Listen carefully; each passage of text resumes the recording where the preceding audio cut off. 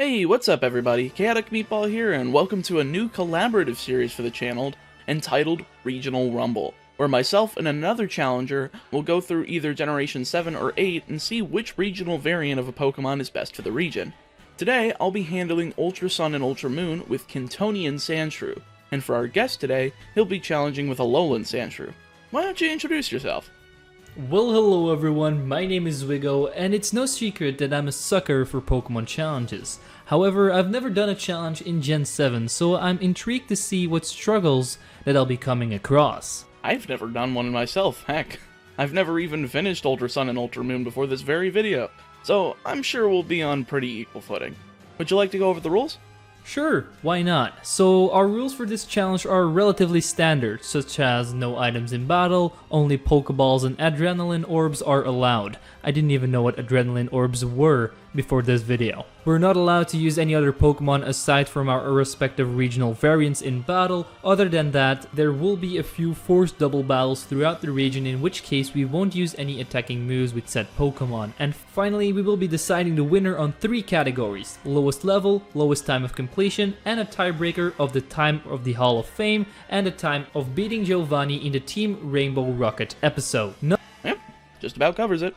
Anyway, if you want to see my challenge with Kanto Sandshrew, stay here. If you want to see his Alolan Sandshrew run first, go to Zwiggo's channel. And while you're there, be sure to subscribe. He's been doing challenge videos up the wazoo recently, and it's been really fun to watch him grow. Anyway, we'll reconvene at the end of the video and give you a chance to watch the other challenge before revealing the results. Alright man, best of luck. You'll need it because of how bad Alolan Sandshrew really is. Not as much as you, but I'm sure you'll get walled pretty easily by a Kayla. We'll see about that. So, there's quite a bit of story involved with Ultra Sun Ultra Moon, and a lot of major battles, so I'll be skipping over most of the unimportant story beats in an effort to make this video not a feature-length challenge film. I also set the game at a 2x speed since I'm using the Citra emulator, and the game still runs really well at this speed, so I see no need to go super slow. After about 8 minutes of running around and meeting characters, I'm able to choose my starter. I replaced Rowlet with Kantonian Sandshrew since that gives Hal Poplio, since for some reason your rival chooses the Pokemon weaker than yours out of pity in this game. I name it Roll since Sandshrew is going to be using Roll Out a lot, and since it's female, Roll is a character from Mega Man, so I managed to get that double meaning in there. Either way, we battle and I get my bum handed to me immediately. This is because the starters in this game immediately have access to their elemental attack at level 5, so Sandshrew is at a major disadvantage since I don't have any stab attacks. So I went for Sand Attack in an effort to lower his accuracy so I could pull off a cheeky win, but it didn't work. Luckily, this is one of the battles in the game that you can lose and continue from, so that's nice.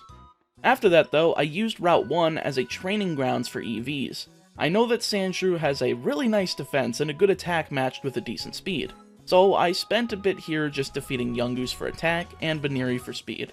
This also allowed me to take advantage of something really important for these runs, and that's Pokemon Refresh. It's basically like Pokemon Ami from Gen 6, but without the minigames. This allows me to use the Pokebeans I started off the game with, as well as petting Sandshrew to raise it to 2 Hearts of Affection, which therefore gives me a 1.2 times EXP bonus for every battle. This will be useful since I'll make sure to stay over-leveled as possible throughout the challenge, since Gen 5 and Gen 7 have an EXP curving system where you gain less and less EXP for the higher level you are, so these bonuses will be helpful. Especially since once I hit level 22, and Sandshrew attempts to evolve, I'll be able to get another 1.2 times EXP bonus from continuing to use an unevolved Pokemon.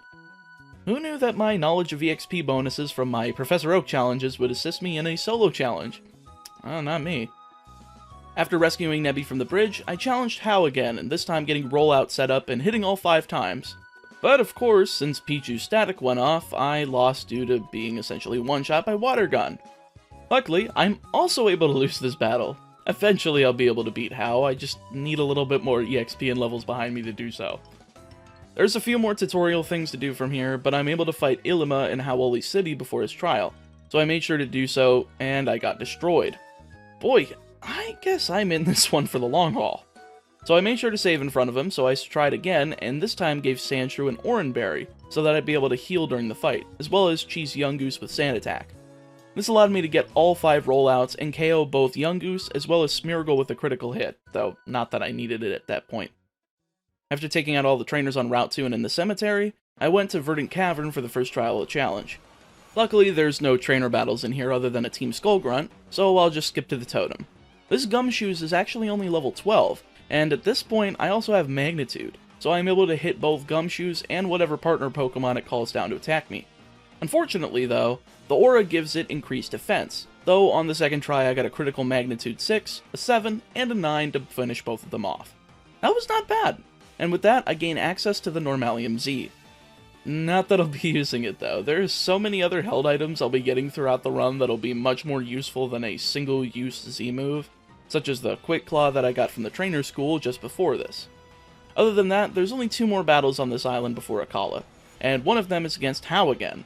Fortunately, he has become dumb and keeps using Disarming Voice rather than a Water-type move on Sandshrew, allowing me to KO his Brionne after several magnitudes. Next out is Noibat, which is a 2-shot with Rollout. It locks me into it as Pikachu comes out. Fortunately, it's also a 2-shot, though I would have liked to use Magnitude instead to not risk the static paralysis. Either way, it worked out and didn't rely on luck. And with that, it's time for the Kahuna of the island, Hala.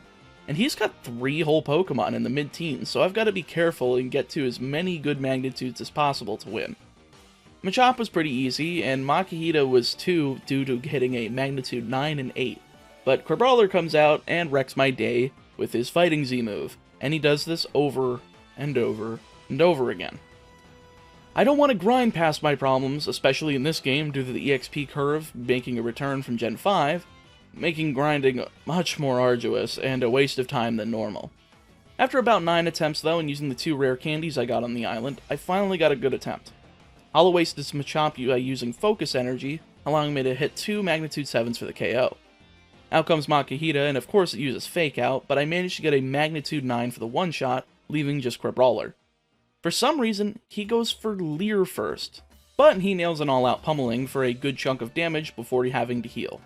This gives me the opportunity to just lay in with Magnitude, and since he decided to use Leer again, 3 of them was all it took to KO, winning me the fight. Sweet! Now it's time for the next island. Well, not before I got the Ride Pokemon Tauros, which I for some reason could not figure out for the life of me how to summon a Ride Pokemon. Thinking the Ride Pager was a key item I had to use, but no, I just had to press the Y button. Shows you how much experience I have with Generation 7. The first battle I had on Akala Island was against Dexio from the Kalos region. Alright, well he's not that important, so moving on. The actual first battle of the island was against Hau yet again in Paniola Town. I led with Magnitude, which does nearly half as he uses Breakneck Blitz for basically nothing, allowing me to KO after he hit a last-ditch Aqua Jet, leading to Noibat. Rollout did the trick yet again, leading to Pikachu, which managed to be a 1-shot, as was Eevee thanks to the later stage attacks of Rollout. It's actually quite useful. I used to think Rollout was trash, but I'm quite pleased with the results I've been getting here. Next up is our first battle with Gladion, and he's actually not too hard either, mostly because he leads with Zubat. Oh, wait, it's Zorua. I forgot about that ability.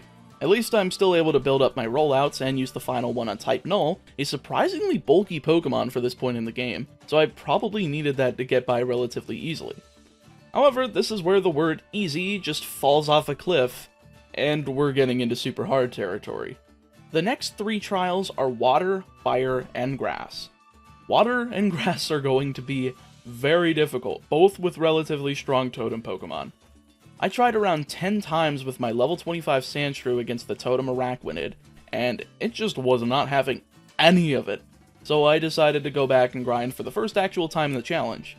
I was hoping that there would be some trainers around that I could fight, or an optional area that I could go to first, but of course this is a later Pokemon game that's relatively railroaded, so I could only fight the ones I accidentally missed. I even picked up a Grubbin so that I'd be able to get the EXP from the double battles on the route, releasing it after beating them. That's when you know I'm desperate, and Lord was I desperate as all get out, since I figured this was where Zwiggo was going to catch up, since I had assumed he was walled by Hala on the first island due to a quad weakness to fighting, but now I'm weak to 2 of the next 3, although he's going to be walled by Kiawa, so it's probably going to equal out in the end. I grinded up all the way to level 30, and I even continuously lost at that level. I was just trying to figure out different ways to win, even being stupid enough to have Sandshrew hold a Roto Boost, thinking it would activate in battle, but of course, it didn't. And I can't use it while in battle, so it's back to grinding after 15 more attempts of losing. And no, you're not hallucinating. I grinded up to level 34, and I still lost. Over and over again. Then again, this was mostly due to Araquanid summoning Masquerain in order to lower my attack with Intimidate, which was a great strategy for him, but I finally got an attempt where my Click Claw activated, I got a crit, allowing me to two-shot with Rollout, leaving just the Masquerain, which paralyzed me and hit me with Bug Buzz, so I was worried this try was all for naught. But I broke through paralysis, landing one final Rollout to win. My lord, that trial was hard. Trials are even worse to be walled at because they're basically 2 versus 1 rather than a normal battle being 1 versus 1, meaning I have more to keep up with and more to grind up to survive. Either way, I battled Dulce of the Ultra Recon Squad, destroying his Poipole and allowing me to make my way to the Well of Volcano, where the next trial awaits. And this is where I'm gonna assume that Zwiggo is rightfully walled by the Totem Marowak due to it being quad weak to fire. Yeah, I am. Why the fuck did you bring me into this? But I'm actually having a great thank old time. The Totem Marowak is only level 22, and I'm level 34, so I've got quite the advantage. Magnitude 7 was almost a one-shot, allowing him to summon a Salazzle, but I managed to hit 2 more Magnitudes to KO both of them, getting me the Fire EMZ. Again, not using it. Sadly though, this is where I get walled hard yet again, and that's by Mallow's Trial in the Lush Jungle. See, there is a Totem Lurantis, and yeah, it's level 24 and I'm level 36. Doesn't seem like it would be that bad, but it's holding a Power Herb, therefore making Solar Blade a one-turn attack. Then it summons Kecleon to set up Sunny Day. Basically, it murders you instantly, so I tried to use the TM for Protect, so that the Lurantis would waste its Power Herb, then target the Kecleon so it couldn't set up Sunny Day, therefore forcing Lurantis to not hit me again, and being able to alternate Protect and an attack in order to take it down. This worked occasionally, but the next turn after KOing the Kecleon, the Lurantis would just summon a Comfey that I couldn't one-shot to set up Sunny Day anyway, essentially forcing you to take on this Lurantis head-on. I kid you not, about 45 minutes attempts later, I finally got one after equipping a Citrus Berry and getting ridiculously lucky. See, thanks to my continuous Pokemon refresh treatment with Sandshrew, I got it to Affection level 5. This adds 3 effects, since level 3 gives Sandshrew the ability to endure attacks that could make it faint and survive with 1 HP. Basically, a continuously working Focus Band without not having a Focus Band attached. And it's able to work multiple times per turn. Level 4 allows Sandshrew to avoid attacks with 100 accuracy occasionally, as well as shake off status conditions. And level 5 gives Sandshrew a higher chance of critical hits. Honestly, this is quite broken, but it worked out in this case. I did misclick at first. I meant to use Protect rather than using Magnitude, but I survived the Solar Blade, activating my Citrus Berry and allowing it to call on a Kecleon to battle. I got a critical slash on Lurantis while it went before Kecleon, meaning it couldn't attack this turn, so I was able to attack next turn, barely missing the KO on Lurantis as it landed a Solar Blade, leaving only 2 HP as Kecleon used Screech. And here is where Refresh perks kick in, since Lurantis used Solar Blade, doing a grand total of 1 damage, allowing me to finish it with Slash. Kecleon missed Dizzy Punch, meaning it's down to Sandshrew and the Kecleon. I used Protect since I was kind of worried about what it would go for, but the next turn I landed a Slash, barely missing the KO, but I was able to follow up with the win. I am so glad that I'm done with that one, and I think the rest of the game is going to be smooth sailing because of it. The last major battle on the island is against the Kahuna Olivia. Fortunately, she uses Rock-type Pokemon, so she's not too hard.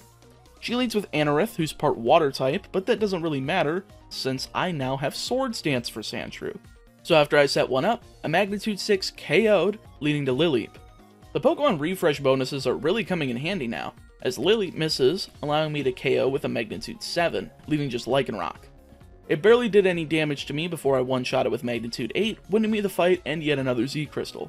Before leaving though, there's a bit of optional stuff to do, so I made sure to fight those trainers since I need that hardy EXP for the battles on Ula Ula Island. Well, I guess we're not going there yet. There's not really much to do over at Aether Paradise other than fight a Nihilego, which is a rock and poison type, so it goes down to a Magnitude 9. Probably overkill, but better safe than sorry, I suppose. However, when I do step foot onto Ula Ula, you want to know the first person I have to battle is? Yeah, it's Hal again. At least it's consistent. He leads with Brionne, so I go for Swords Dance, but I immediately got one-shot by Hydro Vortex. Wait, I can lose this battle? Really? Huh. I guess the later Pokemon games really dumbed down the difficulty. I would have reset, but I didn't save. Whoops. There's not much going on for a bit until I'm sent on over to the Hokalani Observatory in order to take down Sophocles' trial, which is a pretty neat puzzle lining up Charjabugs in order to power some sort of generator and get the totem Pokemon to appear. This totem is Togedemaru, which is electric and steel, perfect for a quad weakness to ground. 2 Swords Dances and a Magnitude later, and Togedemaru's down in one shot, leaving just the Skarmory it summoned. Makes sense it would do that, it's quad weak to ground, and needs to be at least somewhat difficult. 3 shots of Rollout later, and it's gone, winning me the fight on the first attempt. I guess it's fair, every other trial is super difficult, and the other ones are easy, so I'll take it, I guess. Actually, I guess it's not the trials that are hard, it's just regular battles. You know why I say that? Guzma. You want to know how many resets I did? Well, enough to where I used some rare candies that I had sitting around so that I could learn Earthquake to use it to get past his Golisopod. Seriously, this thing hacks a heck of a punch. A Razor Shell does around half, and it has an ability called Emergency Exit, where it immediately switches out if it takes over half health and damage. Well, I'm glad I made sure to grab the Eviolite in Konikoni City, on Akala Island, because this thing has been his lifesaver here. But I figured I'd bring it up now, since if I didn't have it, I'd probably need even more levels to survive his attacks. At level 48, I managed to get an attempt where he missed with Razor Shell, making it much easier to KO Masquerain, since, didn't KO with me with Bug Buzz every time I got Golisopod to retreat, allowing me to finish Golisopod off with Rollout. There's not actually much else on the island that's really hard, since Ace Rolla's trial is just a totem Mimikyu that was easily dispatched with Earthquake, though it did get me down to 1 HP, but that Pokemon Refresh perk is really useful in making sure I don't go down in the most opportune of moments in battle. With that, I get the Ghost EMZ and move through the story, dispatching Plumeria for the second time, who's quite easy, so I didn't even bother saying anything about her the first time. Running into Grimsleet from Unova, and making my way to Po Town to take on Team Skull. Normally it's just a few grunts here and there, with fights with Gladion, Plumeria, and Guzma usually separate from the group, but this time it's just all of them aside from Gladion. Nothing's too hard to take down here until Guzma himself, and if you thought he was giving me trouble on the first fight, well, actually he's nowhere near as bad this time. I just capped myself at level 55, used 2 rare candies, and went at him, which ended up working out. He leads with Golisopod as I go for Rollout, getting him to Emergency Exit on the second attack, leading to Masquerain. It takes me down to 1 HP, but I survive and KO with Rollout, leading to Golisopod again, which gets KO'd as well, leaving just Pinsir. I outspeed, KOing with the last shot of Rollout. That's probably the best fight I could have asked for at this point, so I grabbed the Buginium Z, and moved on out of Graffiti Town, though I ran into Nanu, the Kahuna of the island. I don't fight him yet, but I will in due time. Sadly though, this is where the plot grabs us by the balls, since it's time to take care of all of the Cosmog, Lily, Ultra Beast, Necrozma stuff. Anyway, Gladion wants to fight and I mop the floor with him, KOing his Golbat after a Swords Dance and Slash, and with it missing 2 moves. Did I mention Pokemon Refresh is good? Type Null's out next, and I used Earthquake, but it uses Hyper Voice first, doing a bit of damage before I get the KO, revealing Zoroark. Next turn, I actually KO Type Null, winning me the fight. Straight after, though, is the battle with Nanu, who's probably the second easiest Kahuna, with Hala still taking the lead on that. He leads with Sableye and Fake Out, but I get my Swords Dance as he uses Shadow Ball, KOing after an Earthquake. Next up is Krokorok, and I KO with Earthquake, leaving just Persian. Somehow, I get not 1, not 2, but 3 attacks where Sandshrew just toughs it out, allowing me to KO with Earthquake. I don't know the exact percentage of how often Sandshrew's supposed to dodge, but I'll take it, I don't care. Normally I don't like extremely lucky battles like that, but when the luck is so outrageous, there's a point that I'll have to make an exception. And with Ula Ula out of the way, it's time for the actual run-through of the Aether Paradise. There's a ton of trainers here that I can get some massive EXP from, so I made sure to do so before fighting Faba, an Aether Executive. He only has a Hypno. Interesting decision, I guess. Moving on. Well, here we go, an actual challenge. Now Faba has 3 Pokemon, and it's in a multi-battle along with Hau. Fortunately, he's a damage sponge since Claydol just targets it, and allowing me to set up 3 Swords Dance and just mow down both teams with Slash. Though Primarina did get a one-shot with Water Pulse on Pupitar, so I can't say that he didn't help. Hypno's a one-shot with Earthquake, and since Hau sent out Flareon, Bruxish targeted it instead of me since it was still super effective, giving me the last turn I needed to Earthquake it into oblivion. Sadly though, that's where the ease of this area ends. we've got yet another battle with Guzma after a few Team Skull grunts, and he's even harder than before. In fact, this one took even more attempts than the first time, to the point where I needed to just grind up to level 63 for a slight boost in stats, basically in order to make rollout KO everything in time. I did miss in the middle of a successful battle against Masquerain, but I did end up pulling out the win in the end thanks to rollout being strong enough to KO Masquerain on the first shot, and a possibly required crit to take out Pinsir. Only 2 more battles standing in the way of me and Pawnee Island, so I Earthquake the heck out of Dulce's Poipole, leaving just me and Lucamine. Her team isn't all too bad, as it only took me about 3 tries to get a good strategy. She leads with Clefable as I went for Swords Dance, tanking a Psychic with over half health as I KO'd with Earthquake, leading to Lilligant. I made sure to teach X-Scissor to Sandshrew over Protect since both are TMs and are reusable, so there's not as much of a risk in swapping moves around. She misses with Petal Dance as I one-shot, leading to Milotic. This thing's a tank, but a well-timed Quick Claw activation allowed me to one-shot, leading to Lopunny. It can't do much to me, so I Earthquaked it into Oblivion, leaving just Beware.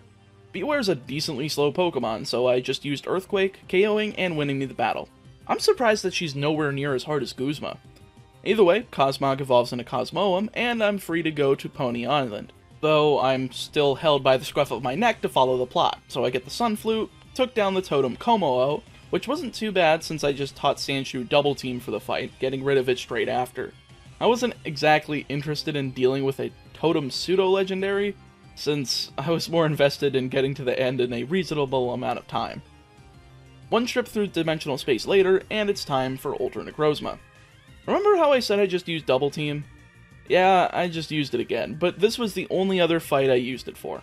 I can't survive a Photon Geyser unless I get the 1 HP Endurance, or a straight up miss, but that would have to happen multiple times in a row, and by that point it's just a Phasian cheese anyway, so I just figured Double Team would make it go faster.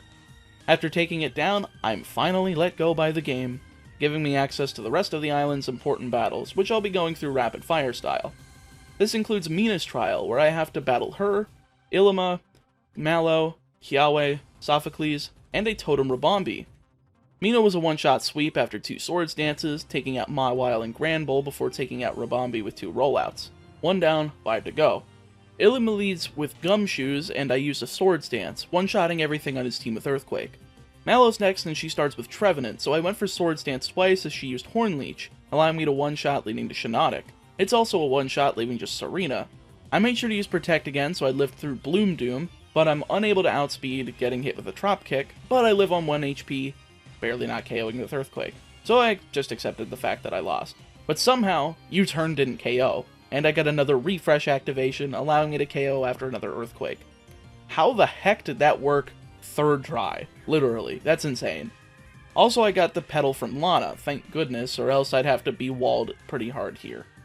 Next up is Kiawa, and he's pretty easy, since I just used a Swords Dance and Earthquake to take down Arcanine, rollout to take down Talonflame, and another rollout to finish off Marowak. Sophocles is even easier because I didn't have to use Swords Dance, instead KOing Togedemaru and Magnezone with Earthquake, and Golem with 2 of them thanks to Sturdy. I'm glad there's not as many Pokemon running around in this generation with Sturdy, or else I'd probably go crazy. The last petal resides with Acerola, but she's nowhere to be found, so Nanu just gives it to me, allowing me to go back to Mina and take out the Totem Pokemon. Before I fought it though, I made sure to grab the TM for Rock Slide, so that I'd be able to multi-target since Rabombi summons a Pelipper, which is also weak to Rock-type moves, so it's wise for me to do that in Swords Dance. The first try after getting it was perfect, as I managed to use Swords Dance and 2 Rock Slides, taking out Pelipper, as well as a summoned Blissey in the Rabombi itself, getting me the Fairy Z. Only 1 more trial left, and that's the Grand Trial with Hapu. I had to try a few times, but I got a consistent strategy. I used 3 Swords Dances and an Earthquake each on Golurk and Gastrodon, but I failed to predict her switch to Flygon, missing an Earthquake before moving to Rock Slide, landing 2 of them as another Refresh activation happened, giving me the chance to hit Earthquake on Mudsdale, win me the fight. This is actually the 2nd time I won, since I accidentally reset on the next difficult battle, and that somehow is against Gladion. He evolved everything on his team, and added a Lucario, which is absolutely terrifying, since it's super fast. So terrifying to the point where I legitimately lost, I don't know how many times, 30? I'm literally giving you a sped up montage of how trash Sandshrew is in comparison to Gladion.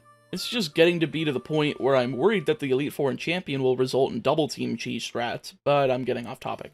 let's actually get to the battle itself. Gladion leads with Crobat as I go for Rock Slide, but he outspeeds with Acrobatics, barely not going down before going out to Lucario. I had a feeling it wasn't, but I managed to land Rock Slide for a lot of damage, KOing on the next attack. Next out is Silvally, which is a one-shot with Earthquake, but I'm still well under half HP. Lucario's out next and I used Protect since I didn't really know what it was going to do, but I managed to KO with Earthquake after living an Aura Sphere with 3 HP. Last up is his low HP Crobat, so I prayed, and attacked with Rock Slide. I didn't go first, allowing him to use Acrobatics, but Pokemon Refresh kicked in again, allowing me to survive. But I missed. But the same thing happens next turn, not taking any damage before I was able to take the win with Rock Slide. I love Pokemon Refresh. And with one trip through Victory Road later, including a dead Necrozma, it's time for the Elite Four. Well, not quite yet. I did a little bit of grinding to level 83 before trying, since I was still struggling against them, and even then, I wasn't able to beat Kahili just yet, so I did a little bit more. Luckily, I got a few Roto EXP boosts, giving me a really good boost in order to make grinding a bit faster, finally getting to level 86 after using them, saving my last rare candy for the time being. After getting an introduction to the League by Kukui, I went after Mullane since he's weak to ground as he's a Steel-type user. He leads with Klefki and goes for Reflect as I go for Swords Dance, then going for Earthquake for the KO. I was wondering how it outsped, then I remembered it has Prankster, which isn't a big deal. Next up is Metagross, which is a one-shot with Earthquake, as is Dugtrio, though it outspeeds and lands Earthquake itself. Next up is Bisharp, which is a one-shot with Earthquake, leaving just Magnezone. I used X-Scissor to eliminate the Sturdy ability, finishing it with Earthquake, winning me the fight. Awesome, I figured it would be easy enough. And Olivia's just as easy due to her using Rock types, as she leads with Armaldo. I went for Swords Dance once before getting hit with X-Scissor for minimal damage. So I outsped with Earthquake, going down in one shot, leading to Cradily. X-Scissor is a one-shot, and Earthquake is nearly a one-shot on Probopass since it has Sturdy, but it uses Sandstorm, not a big threat to me because I'm a ground type, allowing me to finish it with X-Scissor and Earthquake. Nothing else here is a threat, as both Lycanroc and Gigalith are a one-shot with Earthquake, leaving just 2 more to go before the champion. Those were the easy ones, now for the more difficult ones. Next up is Acerola, and she leads with Bayonet, so I went for Sandstorm and Swords Dance, increasing my evasion and allowing me to one-shot with Earthquake on Bayonet and Rock Slide on Frostlass, who also missed with Confuse Ray. Next out is Delmise, who survived an Earthquake and landed a powerful Energy Ball, but I finished it off with another one, leading to Palisand. It fell apart with an Earthquake, leaving just Drifblim. However, this got me worried since I forgot if it had the Aftermath ability, and if I just KO'd it, I was going to lose because of a draw. But I landed Rock Slide, and it didn't damage me, giving me the victory. And with that, last up is Kahili. And this one admittedly was the most difficult of the Elite Four, making me use my last rare candy. First out is Braviary, so I went for Swords Dance, allowing it to hit me with 2 Brave Birds before taking it out with Rock Slide. Next out is Manda Buzz, and it's a one-shot, as was Hawlucha, Toucannon, and Oricorio, dodging its attempt to attack and winning me the fight with relative ease. Swords Dance has been really popping off throughout this entire challenge. I'm quite happy with it. And with that, it's time to fight Hao. There's no champion since we're the first person to win against the league, but he's right behind me and wanting to challenge me for the title. Well, I can't deny him a challenge. Let's beat him up for the final time. Actually, he's the one to give me quite a bit of a challenge. I beat the first 4 without saving in between, akin to how J-Rose11 does his challenges, but I was too scared to try that with the title defense. But he leads with Raichu, so I went for Swords Dance and Earthquake, avoiding a Psychic before it goes down. Next up is Crabominable, which is a one-shot, as is Primarina. Flareon's out next, and it got a double obliterated thanks to being weak to Earthquake, leading to Tauros. It's one of his few Pokemon on his team that can outspeed me, but it misses with Double Edge, allowing me to KO with Earthquake, leaving just Noivern. It outsped and went for Dragon Pulse, also missing and allowing me to get the KO with Rock Slide for the win. So, I managed to finish off the main story with a time of 18 hours and 51 minutes. Now let's see what Zwiggo got. Well, I was lagging slightly behind at 19 hours and 23 minutes, but that's not too bad. I think I can still overtake you here in the Team Rainbow Rocket episode. Good luck, you'll need it for the legendaries that we'll be fighting. Legendaries? Are you serious? What kind of legendaries are we talking about here? Groudon! Ah, fuck me. Well, you'll have to deal with Kyogre, so it's relatively equal. At least, that's what I hope. We'll see about that. So my first order of business is maxing out Sandshew's level for the massive post-game, since there's a ton of really tough battles coming up here. So I travel to the vast Pawnee Canyon and uses the bushes there in order to get an SOS chain of Chansey and Blissey. This is why I allowed Adrenaline Orbs in the rules, since this is the best place to level up for Team Rainbow Rocket. I got up to level 94 before finishing the chain, taking down some Ultra Beasts, and now it's time for Team Rainbow Rocket itself. For some reason, I'm forced to use a team of non-Sandshrew Pokemon, so I used Registeel as a secondary choice because why wouldn't I? But after going back to reality, I traveled back to the Aether Paradise to take out the Rocket Castle. However, I'm just going to go over the bosses, the first of which is Maxie, and he's got 5 Pokemon in the mid-60s, and 1 in the 70s, so it should be pretty difficult, I should say. First battle went well though, as I got pretty far, but I still lost, but that's usually my strategy building attempt, and the very next battle was the victory. First out is Mightyena, which I made sure to set up 3 Swords Dances against, taking 3 Ice Fangs before starting to run through his team. X-Scissor is a one-shot on Mightyena, Earthquake's a one-shot on Camerupt, Weezing's a one-shot with Rock Slide, Crobat's a one-shot with Rock Slide hitting Toxic, but that didn't matter, as Earthquake is a one-shot on Groudon, the most threatening Pokemon on his team. I figured I'd need to have max attack to take the thing down, and it worked. Next admin in the castle is Archie, who also leads with Mightyena, so I went for the same strategy, using 2 Swords Dances and only getting hit with 1 Ice Fang before KOing with X-Scissor. Next out is Sharpedo, which is a one-shot with Earthquake, though it hit Liquidation, doing a bunch of damage. Next out is Muck, which is a one-shot with Earthquake due to being weak. Crobat's a one-shot with Rock Slide, hitting an Air Slash, finally leading to Kyogre. I managed to outspeed, destroying it with a single Earthquake. Swords Dance, coming in clutch, man. Though I feel like they had 2 similar teams, Mightyena, Crobat, and the Weezing Muck. I think they could have had a little bit different, maybe use their Megas from Omega Ruby Alpha Sapphire, but I'm getting off topic. Next up, Syrus. He's not too terribly hard, as I won on my 3rd attempt. Syrus leads with Houndoom, so I used Swords Dance, Protect, and Earthquake, with him not landing a single Fire Blast before going down. Next out is Weavile, who lands a decently strong Ice Punch before going down to Earthquake. Next out is Honchkrow, which goes down to Rock Slide, as does Crobat, leaving just Dialga. How the heck did this guy get Dialga? I thought he lost them because of the red chain breaking.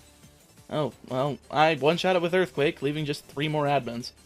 I used a rare candy, getting me to level 99 before going after the rest of the grunts and fighting Lysander. Boy, this is deja vu. If you were watching my live stream to Pokemon X No EXP challenge this past weekend, you'd know.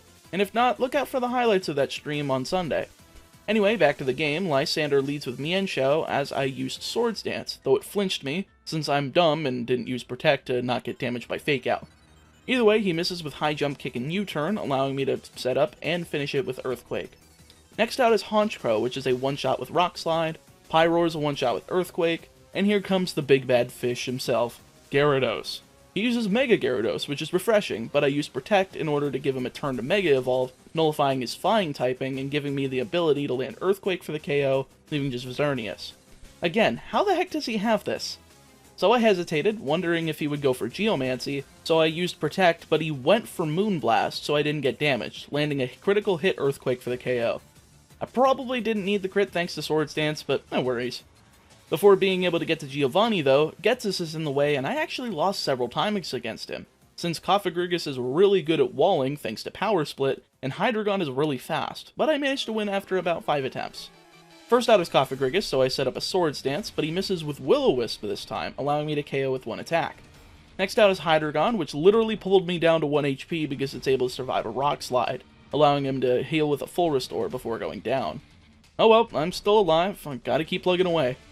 Next out is Bouffalant, it's a one-shot with Earthquake, as is Bisharp, though I did use Protect since I was worried it would outspeed, but it didn't. Last out is Zekrom, and since part Electric type, I'm able to KO with Earthquake super easily, winning me the match. 1 more to go, and if my Fire Red and Leaf Green 386 challenge series has shown me anything, it's that Giovanni still owes me money. Come here, you son of a b****. I don't care if you have a Mewtwo this time, it's time for me to collect.